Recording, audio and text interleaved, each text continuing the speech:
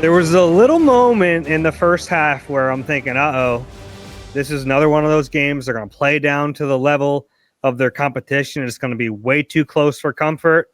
But no, it ended up being a laugher, Rube. Yeah, it was their first win in Dallas since 2017, and the game was really similar. If you remember that game, they actually trailed 9-7 at halftime and then outscored them 30-0 in the second half.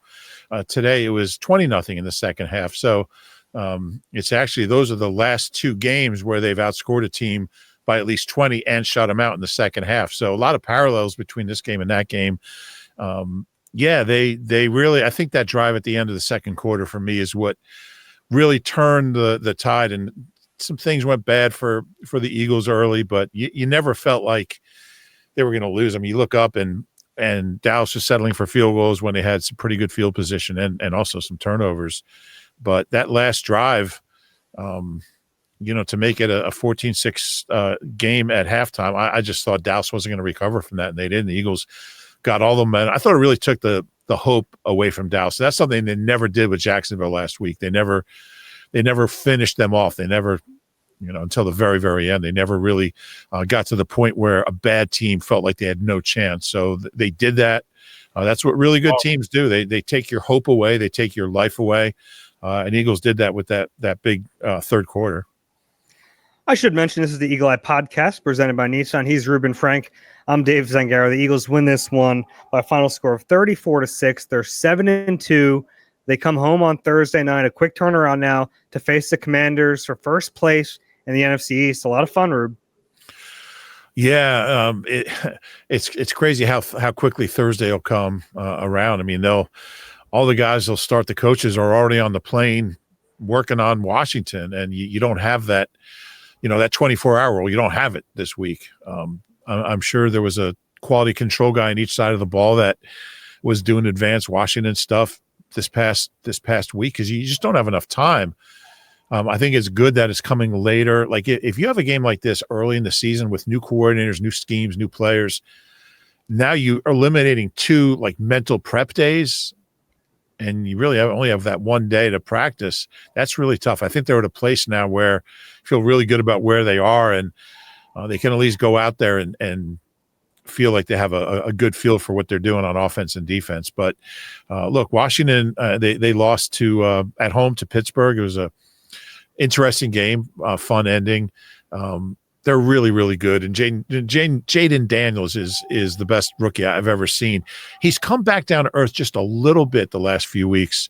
I don't want to get too deep into that game. We'll do that on our next pod. But 7-2 versus 7-3. I mean, what a scenario on national TV at the link. It's going to be crazy down here on Thursday night. I can't wait. Yeah, we'll get into some of that and the way this game leads into that one. I think a big thing here, as you mentioned, that was a really close game. That's a tough Pittsburgh team that the Commanders had to fight tooth and nail. They end up losing, but that's a tough, hard-fought game, had to play all 60 minutes of it. The Eagles got the last 13 minutes of this game completely off. I think that's a big deal entering a short week. It really is. I mean, they played 3/4 of a game, and you were hoping that they would have that opportunity to start resting guys and you can just kind of start getting ready for Thursday while that game's still on and Kenny Pickett and all the backups are out there. I'm still not convinced Zach Ertz didn't get that first down, by the way. I know we kind of disagree on that, but that's okay. But, yeah, I think that was huge. And, gosh, I mean, the Jacksonville game was an anomaly. It did kind of the exception to the rule. I mean, they're just blowing people out, and that's 3 straight road games that they've won by 20 or more points, and they haven't done that since 1949. You probably looked that up. First time in 75 years they've won 3 straight road games, not 3 straight games that were on the road, but 3 straight games that were on the road. They've won by 20 or more points, 28 today. I mean, they're taking command. It's tough to win on the road. They won in Brazil. They won in New Orleans. That turned out to be a bad team. We didn't know it at the time. But that's 5 games they've won away from the link, and that's a sign of a really, really good team. Yeah, and look, the Cowboys are bad. I don't want to make it seem like they beat a Super Bowl contender, but that was who was on their schedule, and we've seen them let other teams get closer than it needs to be. They just handled their business today against an inferior opponent. They played like they were a class above them, and they are. I mean, that's exactly what you wanted to see. Now, early in the game, we saw those turnovers, but I'm glad you mentioned, and we'll get into offense and defense and special teams. I'm glad you mentioned the 84-yard drive at the end of the second quarter. I thought that was a really big deal too. It goes back to complementary football, Rube. Yep. This is something I talk about all the time, and people are probably annoyed with me saying it, but Jalen Hurts fumbles that football. The Cowboys get set up with the Eagles, 6-yard line, 4 plays, nothing doing. Jalen Carter gets a huge third down stop. They force the field goal, and then the Eagles drive down the field 84 yards, push it to a lead that the Cowboys were never going to be able to touch. Yeah, exactly. That Jalen Carter play was, I mean, that's, he might not be putting up the kind of stats people want as far as forced fumbles and sacks and takeaways, but that was huge. I mean, yeah. And look, you knew they couldn't throw on him. So once the running game dried up for Dallas, Eagles had him right where they wanted him. Complementary football, when the defense and the offense are working together, that's what Dave means by that. They're working together to make good things happen. And the defense set up the offense on that one, and the offense, I mean, it was a beautiful drive. I mean, you remember before that drive, the 3 previous possessions were the interception, a punt, and then a fumble. So there's 146 left. I think it might have been when that drive started. You're on the 16. I think there's a penalty on the return. So you're on the 16 with a minute and a half left, a little more. Kellen stayed aggressive, and Jalen came out firing when he was throwing the ball in that drive, which is something I really think can't go unnoticed about him. There's a lot of adversity. I mean, he had a tough stretch there for a while, but he doesn't, like, you can't tell from the way he plays. Like he doesn't hang his head. He doesn't get tentative. He keeps firing and running on that drive. That 24-yard run was, he looked fast on that. That ankle or that rest day was feeling pretty good on that one.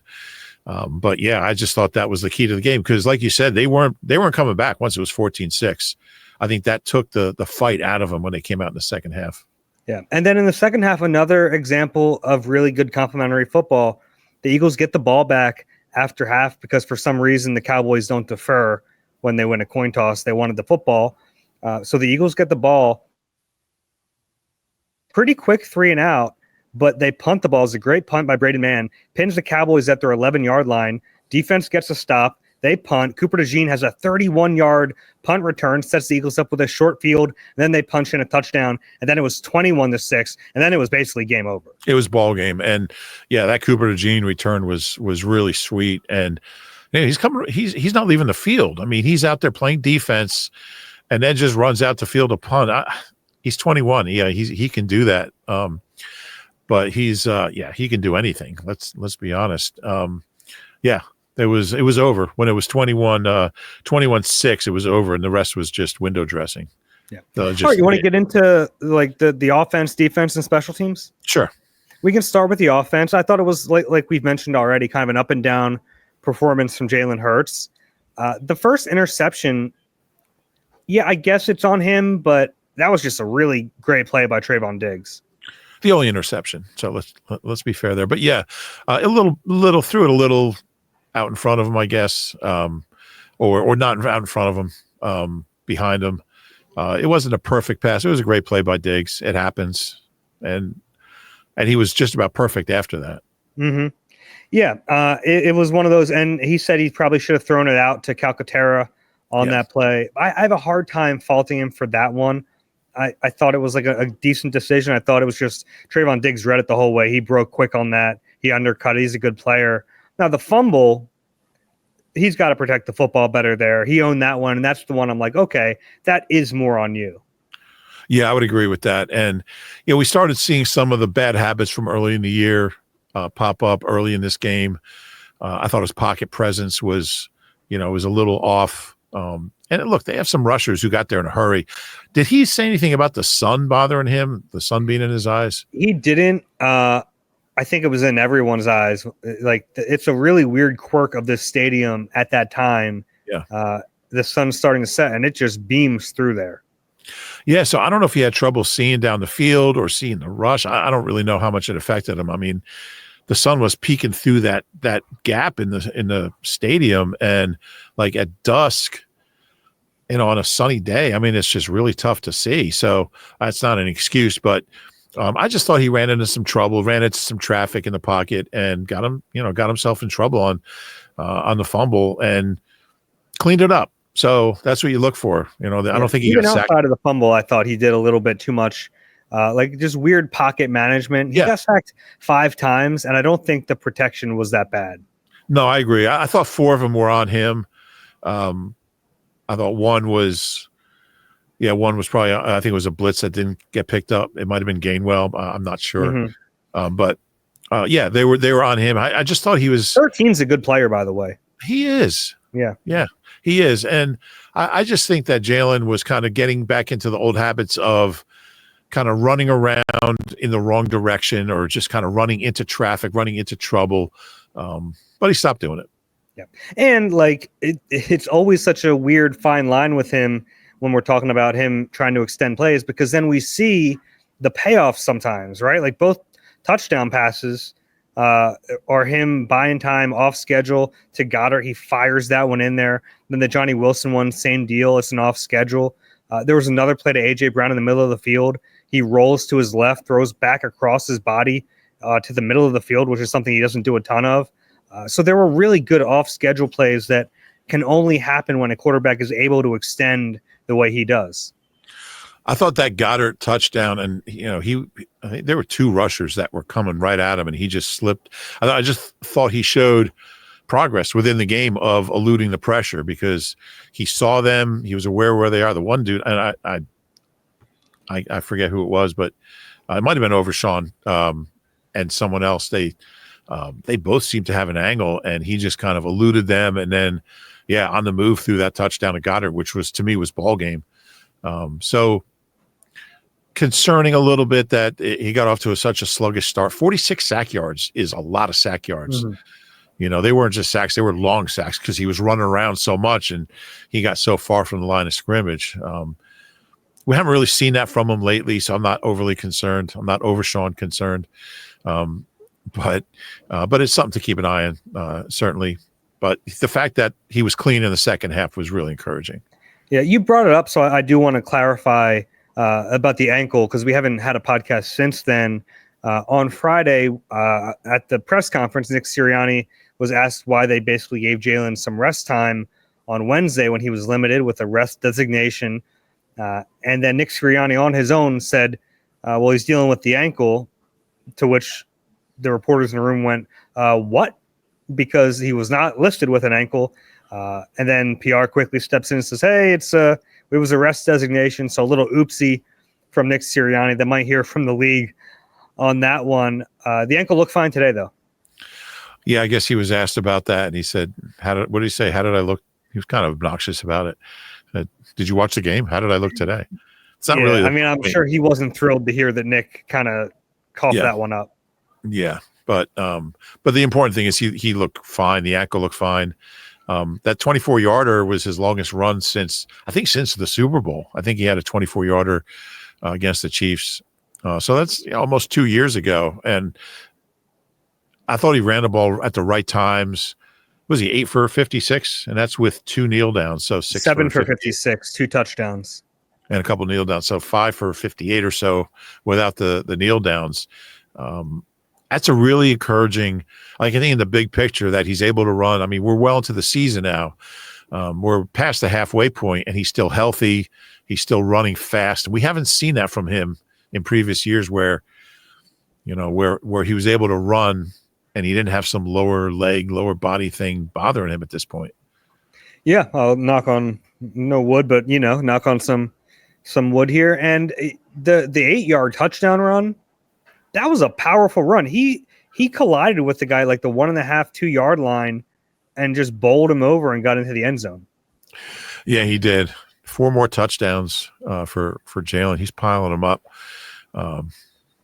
He's they've kind of become this running team, and when they have 38 more carries today. but you can't just run the ball. And when they have to throw, they're doing it really efficiently for the most part during this 5-game winning streak. So they're going to keep running as long as they can. But, AJ had 100 yards, which I didn't even realize. We had 30 seconds left in the post-game show, and I was like, oh my God, AJ had 100 yards. We haven't even mentioned him. It just happens so naturally and organically, and he's just really, really good. So they're still making plays in the passing game, deep balls. Jalen had 2 touchdowns. I just think it's such great balance. They have a superstar in a running game and multiple superstars in the passing game, and an O-line that can do both. That's a really tough combination to stop. They're throwing to build a lead and running to keep the lead. Yeah, AJ had that 44-yarder. He now has 4 catches of 40-plus yards in 6 games this year, which is absurd. And Jalen's the first Eagles quarterback with a 40-yard completion in 5 straight games since Randall Cunningham in that 92 season when he was it was his best season, 30 touchdowns, 13 interceptions, 985 rushing yards. What a year he had. It was a long time ago. It was 32 years ago. What's funny is I remember Randall's stats from that season better than I remember where I parked at the Wells Fargo Center today. Anyway, but yeah, it's when the offense is clicking in both ways, it's really tough to stop them. Yeah, quiet day for receivers not named A.J. Brown. Devontae Smith had 2 for 14 on 3 targets. Jahan Dotson, though, had a 27-yard catch. And it was a touch ball from Jalen. Back shoulder. It was his first pass after the interception, which I really liked that he was aggressive there and went down the field to a guy that he's starting to trust more. Yeah, it's a big deal. Just the fact that he's targeting Dotson on these plays, and Dotson's paying him off. So it's, he's able to see that he can make some plays. Anaya Smith got a couple late in the game. Johnny Wilson gets a touchdown, and this one stays on the board. Pretty cool. Yeah, it was. It was tough for him when the last one got. I think it was an offensive pass interference. He lost it, but he's been playing a lot, and there hasn't been a big payoff.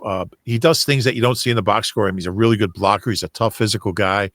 I think they like having him out there, but getting your first touchdown is a huge deal. And he made a nice catch. It was a nice play. Showed some strong hands on it. Had to come back to it a little bit, make sure he got it. He did. So, any help they can get from anybody other than AJ and Devontae and Goddard is really welcome, and they've been doing that. You'll like this. A little story from the locker room. Oh, I like that. Chatting with Johnny Wilson about his touchdown, and we're starting to chat, and Jalen is a few feet away, getting changed, getting ready for his press conference, and he yells over to Johnny, "Make sure you tell him about the cost." I was like, I don't know what that. Apparently, they made a deal in the summer that when Johnny caught his first touchdown, he'd have to cut his hair. So Johnny long, bushy, bouncy hair that he now has to cut. Makes me kind of sad. He said he's not going to chop it all off. He's going to try to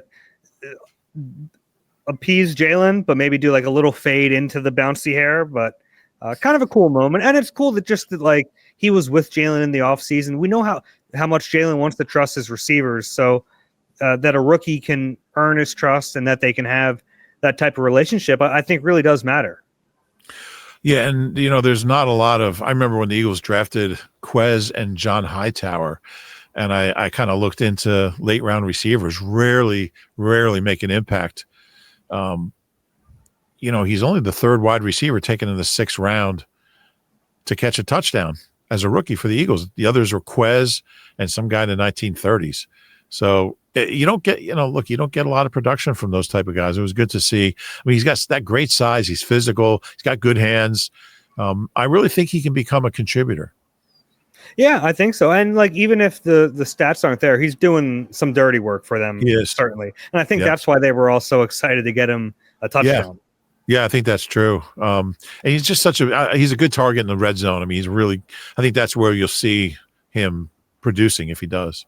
Mm-hmm. It's funny. Saquon didn't have a good day by Saquon standards. He still had 14 carries for 66 yards and one catch for 12 yards. That was pretty impressive. He split a few defenders and made guys miss. Did get a little banged up in this game. His left forearm got caught as he tried to scramble for that loose ball, but he was able to come back in the game, so he should be okay. Yeah, and I was a little surprised they didn't have success early. You could see they wanted to establish him. Dallas played well. They really stacked the box a lot early, and the Eagles had to adjust a little bit. It's funny because you see teams, 31st, 30th in run defense, and then they make plays. I mean, they make plays. They stack the box. There wasn't a lot of room for Saquon, but he started getting, second half came out, started getting some 6s, 7s, 8s. By then, they built up the big lead, and it was time for Gainwell and Shipley. So I'm fine with Saquon getting 14 carries. I think that's important. I don't think he was being overused, but I think anytime he can have 15 touches, it's that's an investment in the end of the season. Yeah, absolutely. Getting him out of this game was a huge thing. Really, all the players, but Saquon's the one I think we're keeping an eye on the closest because of all the touches. So getting him out of there as early as they did is a big boost. Yeah, when it was 28-0, my phone rang and it was Barrett calling from upstairs and saying, "Rube, you think they should get Saquon out of there?" I'm like, "Of course!" It's 28-6 against a team that can't get a first down. Yeah, I agree. Somebody up here doesn't think so. I don't know who it was, but yeah, it was good to see. And he was effective. I mean, when he was in there, it doesn't sound like a lot, but he averaged 4.7 yards a carry without a carry over 11 yards. So the big runs are going to come. Look, Derrick Henry had an off day too. I don't even say it's an off day. It wasn't. He did what he was asked to do. That's one of the nice things about this team. I mean, it's a team. It's not just Saquon. Yeah. He is now 9 yards shy of 1,000 rushing on the year. Yeah, he's got more than he had last year. He's just really, really good. And yeah, it was probably a pretty good signing by Howie. All right, Rube, anything else on offense you want to hit before we take a break and then talk defense on the other side? Yeah, kudos to Fred Johnson, who comes in for Jordan Mailata. I don't know if Jordan will be ready for Thursday night, short week. But the Eagles are 4-0 with Fred Johnson starting, and I just give him so much credit.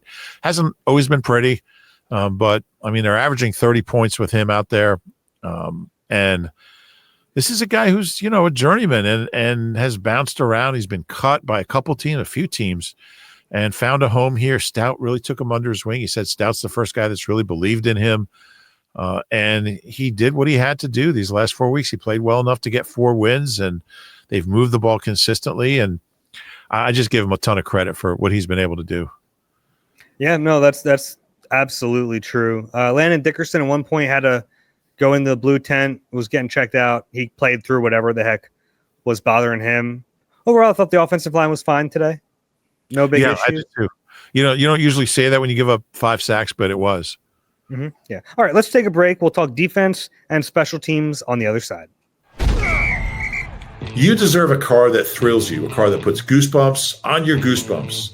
At Nissan, we got everything from turbocharged SUVs to 100% electric vehicles that'll make your heart beat faster. Experience the thrill for yourself and shop your local Nissan store at nissanusa.com today. Celebrity cook Steve Martorano brings his Italian-American cooking back home to Philly. Enjoy Martorano's Prime at Rivers Casino and Steve's famous meatballs with Sunday gravy, prime steaks, and more. Make reservations at Martorano's Prime on Open Table. Defense. Remember a few weeks ago we were talking about this team wasn't getting any takeaways? Wow. They can't do anything but get takeaways. Can I give you my money stat, Dave? I think you're going to do it either way, so go ahead. No. If you tell me not to, I'll respect that. 5 takeaways today, 3 against the Jags, 2 against the Bengals. So in their last 3 games, they have 10 takeaways. In their previous 21 games, they had 12 takeaways. Wow. Yeah, I mean, they say they come in bunches, but this is taking it to an absurd level. But I do think that there's a reason for it. I just think you have guys really understanding the defense, really understanding their roles, really getting comfortable, and that lets them play fast. I think when you're tentative when you don't really know, and it's natural. You got a new coordinator, new teammates, new everything, new scheme. It's natural you're not going to be in a position to make those plays, but they're so confident now and they're playing so fast and so physical that the takeaways are just naturally coming. And it doesn't hurt when you have really, really, really bad quarterbacks playing against. Although Cooper Rush didn't throw an interception. I don't know. His passes were so bad, neither team could get him, I think is what happened. But I mean, this defense has become such an aggressive group taking the ball away. And Zach Bond's been in the middle of so much of it. He's this team's defensive MVP. He might be the team's, well, I guess Saquon's hard to top, but he's just playing at such an elite level right now. It's probably the best linebacker they've gotten since Trot, the other Trot. Yeah, it's unbelievable. Like, I'm running out of things to say about him. Like, they might have missed their window to sign him for a big extension. Like, he's playing that well right now. Yeah, and he was asked about that after the game. He's like, "Oh no, I'm just looking at that one. Come on, there's no way he's not looking at the how big that bag's going to be," as they say. That was me that asked him, and I think I gave him a look like, "Yeah, you sure?" Because with every game, that price tag is getting bigger and bigger. Yeah, I mean, he's been magnificent, and we've said this so many times, but Vic Fangio deserves. I mean, I don't know, a Nobel Prize for Pulitzer or something, a Grammy. I don't know. Give him something for seeing a handful of snaps of this guy playing off ball with the Saints and projecting that into he's going to be our guy. We go out there the first day OTAs, and he's running with the ones at off ball linebacker. Dave and I are looking at each other like, what's that all about? Well, N'Kobe's hurt. Maybe he's just out there till N'Kobe gets back. Then it'll be Devin White and N'Kobe. Yeah, that's changed in a hurry. He's been incredible. I mean, what a playmaker. He's always around the ball. And I mean, that strip sack the strip was just incredible play, just great court awareness, knowing where the ball carry was. And he's such a heads up player, so physical, so active, athletic. He's got that great size. He's been nothing short of amazing. It was funny. I was talking to someone with the team, and they said they were like, they're sitting down watching them in the off season, and they're looking at each other like, this guy can play. Like, really confused about why it didn't work out. Yeah, in New Orleans, and obviously, like, he wasn't going to take Demario Davis's spot. But I mean, you figure they could have found a way to get him on the field, and they just missed their opportunity. I've been amazed by how well he's playing. And he talked about just like how much it means that Vic, a guy who's been around for this long, saw something in him and makes him feel wanted and makes him feel appreciated. Like, it's a big deal. Yeah, you're right. And he's never really played like that. I mean, he's never been a full-time starter. So it's really something. And he's such a team guy. And he was talking about him and N'Kobe and how he said when N'Kobe gets a big play, I feel like I made it. And when I make one, N'Kobe feels like he made it. I mean, these guys are so close. And N'Kobe's been really good. I mean, Zach Bond's been next level. But to have two linebackers like this, I mean, we lived through the Jamar Chaney era and the Omar Gaither era. Omar was watching this going, I was liking this podcast until then. The Matt McCoy era, Dave. I mean, to see two guys playing like this at such a consistently good level, playmaking, physical, fast, athletic. I didn't have that on my bingo card. Yeah, and the cool thing, I asked N'Kobe Dean about, if they're competitive when it comes to these takeaways. He's like, yeah, of course we're competitive. The linebackers are competitive with the DBs. I'm competitive with Zach. And he looks over and Zach Bond's right there and he goes, I got to get some back on him right now. He's leading by too much. It's funny because they were talking about how they're going to put in a display case for all their takeaways. And so, I don't know if it was you who asked the first question to Zach and said, how big is that display case going to have to be? Yeah, it was me. They haven't bought the case yet. So yeah, but it's maybe wait a little bit because I mean they're piling them up pretty quick. Yeah, incredible. And I mean, CJ got an interception. It was just a avalanche of takeaways. And these last 3 games, I mean, this defense, it's the first time they've had 10 takeaways in a 3-game span. I think it's since 2009. And that's coming off immediately after a stretch where they had 12 in 21 games. So they averaged just over a half a turnover for over a year, the equivalent of over a year. And now they're averaging 3. It's incredible to see. Yeah. Defensive line, Jalen Carter, big game for him. The numbers are pretty good, probably not as good as he played. Yeah. Which he's had a few of those games this year, but man, 4 tackles, half a sack, 2 quarterback hits, a tackle for loss, and a pass defended. I mean, just a really good play or good game from him. Milton, really good awareness on that botched snap. Yeah. I mean, Cooper Rush had the ball. He just stole it from him. He did. I don't know what the rule is there. Like once Cooper has it, why the play's not dead. But I mean, I guess if he's not touched and Milton's just taking the football, it's still alive. So is Milton able to take the football without touching his hand or anything? I don't know. He did, but you're right. It was a really heads up play. It was a huge play early in the game. Kind of set the tone, set up that first touchdown, and they never trailed after that. Milton's really solid. He's just it's easy to overlook him because of all the other big names on that defense, but he's been really good.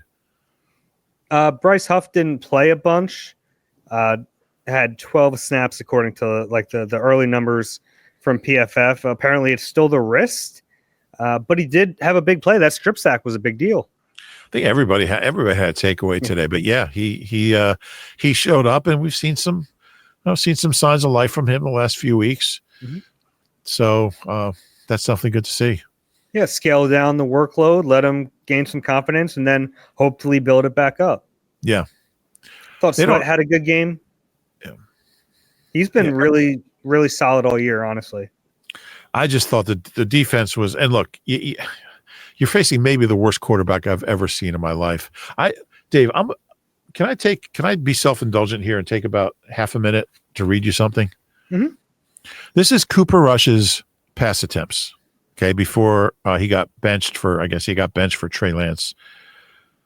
So these are his pass attempts. 4 yards, -1 yard. So if it's a number, it's a completion. 4 yards, -1 yard, incomplete. 6 yards, incomplete, 0, 3, incomplete, 9, incomplete, 10, 5, 1, 1, 2, 3, incomplete. He threw 23 passes, and only 3 of them were longer than 4 yards. That's really, really hard to do. His 1.96 yards per attempt was the 4th lowest in the NFL in the last 35 years. 2 of the other lower ones were by Anthony Wright. So one against the Eagles. Now the other was Peyton Manning, actually. That was the last one in 2015. But I mean, he's not a good player, but he's been a functional player when he's had to play. Even last weekend when he came in at the end of that game, he threw a touchdown. He moved the ball. This pass defense against a mediocre or worse quarterback, there's just nowhere to throw the ball. Their coverage is so tight, so consistently good that quarterbacks just don't have anywhere to go with the ball. And when you're this bad, it magnifies it. I mean, it was a whitewash. I don't know how many passing yards Dallas finished with, but I mean, they had 49 net passing yards. This is 2 games now where the Eagles have held a team like under 50 passing yards. It's insane. It's insane what this defense is doing. And they're still just getting used to each other, still getting to know each other, getting kind of learning the defense. The last 5 games, they've given up 50 points, 4 touchdowns, 10 points a game. We said during I remember before the season, we're like, I think they have a chance to be good. The offense will probably have to carry the defense early, but by the end of the year, they could be a pretty decent They might be the best defense in the league.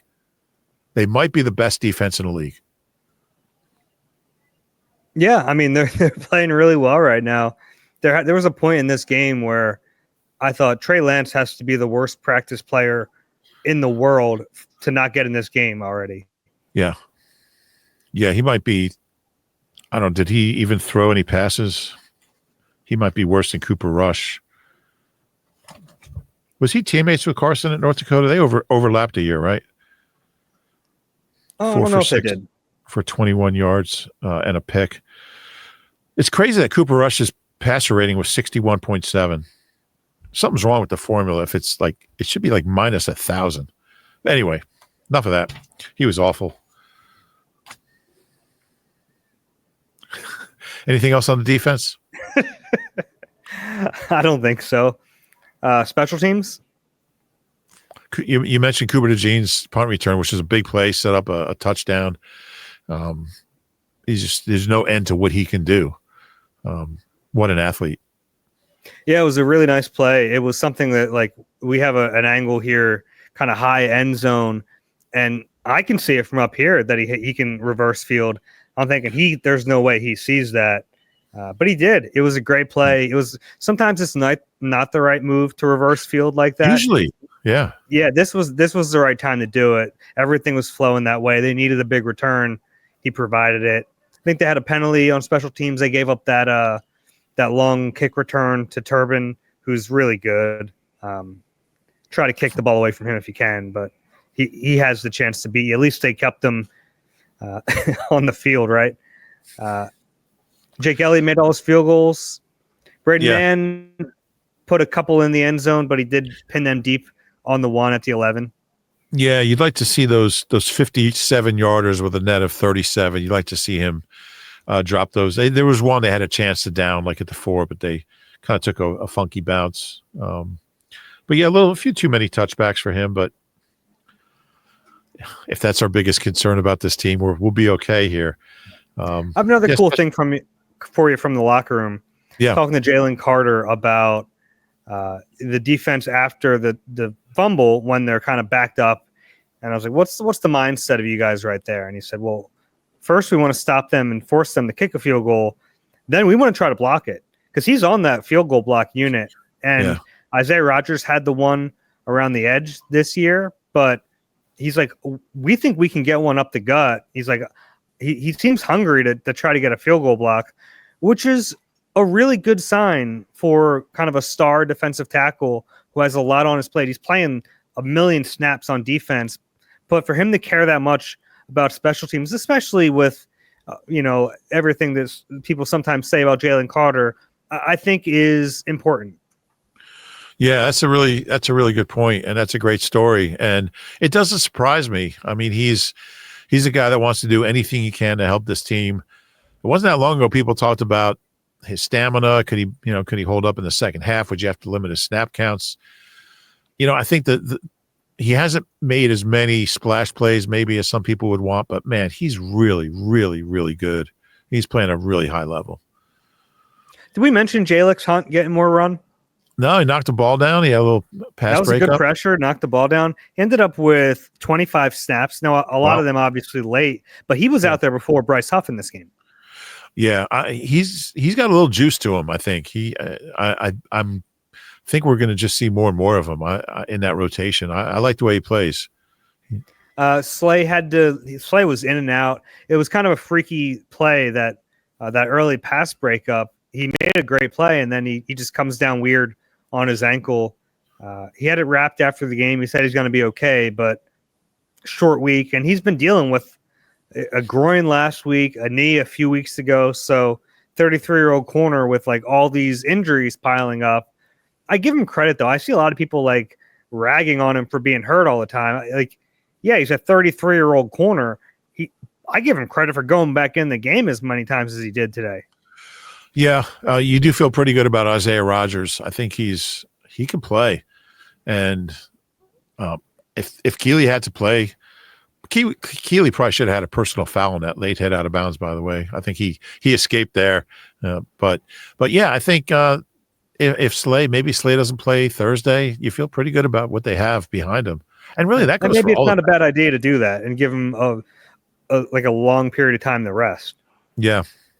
Yeah, I mean, I think the whole team, once you get through Thursday, then, they'll be off until Wednesday. They'll probably be in for meetings, one of those, probably Monday or Tuesday, probably Tuesday. But there's a lot of guys in this team that need that day, that extra day, those extra days, I should say. Before we finish this pod, let's talk about coaching.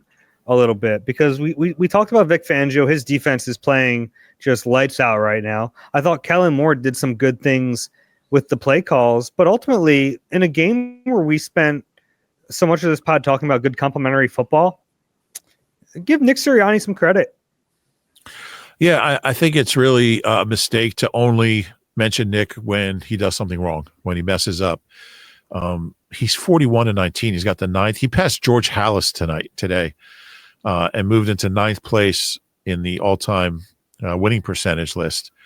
Doesn't mean he's a better coach than him. It's just the guy wins, and his teams win, and there's a reason for that. And I think he gets guys believing in themselves. He gets guys getting the most out of themselves. And I think all that, all the hokey sayings and little philosophical deals, and it all works.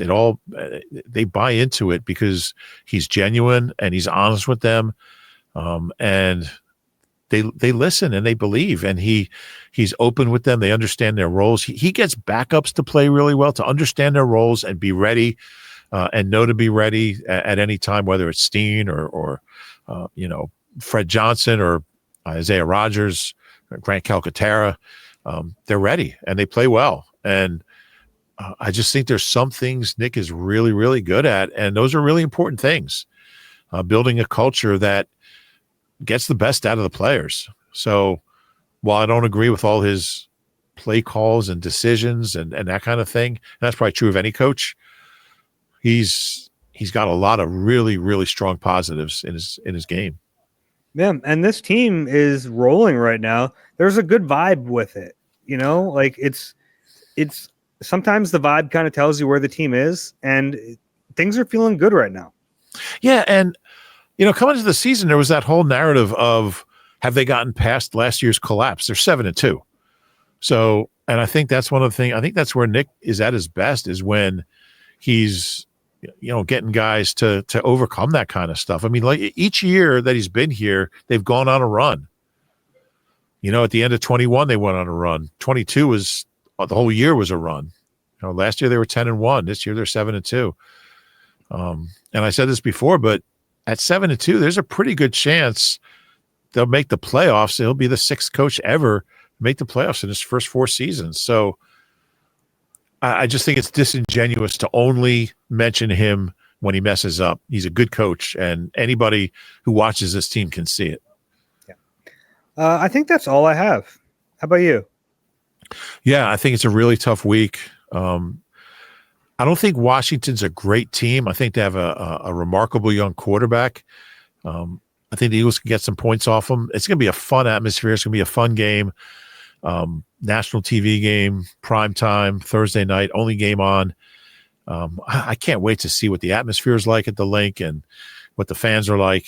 And, to have 7-2 versus 7-3 and it not be Eagles Cowboys is really cool. So whoever wins this game if the Eagles win, they're in really good shape. If Washington wins, it's not the end of the world, but it puts you in a position where you got to win down there. But I can't wait. It's 2 really good teams, and it's going to be a lot of fun.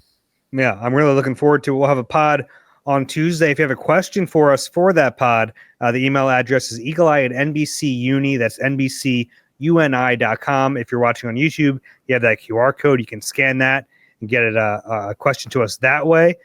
Real quick, I got to Waco on Saturday. It's called Waco National Monument. Okay. It's like an active dig shelter for Columbian mammoths. Really? It's really cool. Yeah. Wow. I asked a lot of questions and I nerded out a little bit. No, I'm not surprised. Mm-hmm. Columbian mammoths. Yeah.